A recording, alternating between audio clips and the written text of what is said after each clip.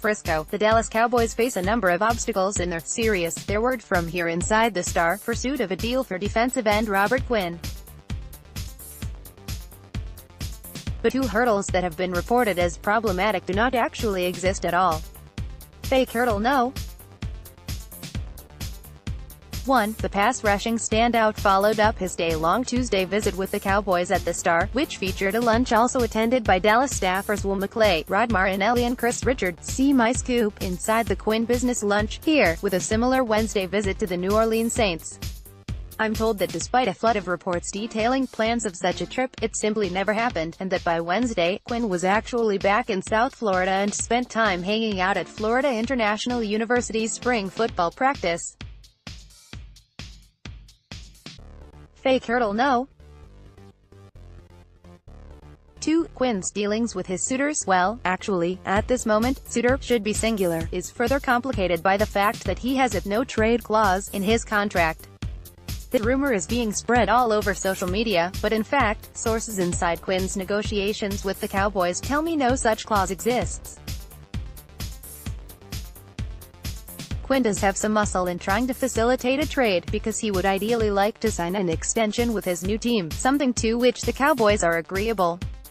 But he does not have veto power over a trade. Similarly, the involvement of a second bidder for his services would add to his muscle, as he can try to play two teams against one another in how much to pay him, just as did the Miami Dolphins, his present employer, wish there to be two bidders, so they have pit them against one another in trying to pry a better draft pick from the winner. And maybe the Saints will eventually bring Quinn to New Orleans, and maybe they will offer Quinn more money than Dallas offers him, and maybe they will offer Miami more in trade that Dallas will offer. But as I write this, none of the Saints part of this story has happened yet. Dallas' vision here is to continue the current negotiations that are stalemated with DeMarcus Lawrence and agent David Cantor, hoping to eventually use Tank and Quinn as defensive front bookends. The Cowboys are careful to explain it that way because they don't wish for Lawrence and the agent, with whom the Cowboys presently have a prickly relationship, to come away with ruffled feathers.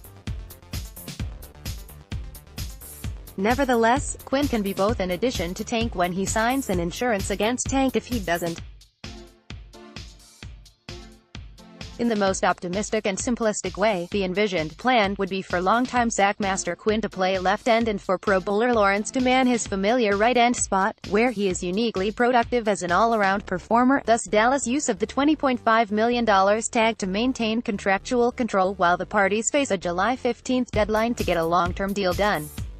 Looking that way, Dallas is not trying to replace Tank with Quinn, but that is different than suggesting they are not intertwined. Yes, Quinn would jump ahead of Randy Gregory on the depth chart, not jump ahead of Lawrence.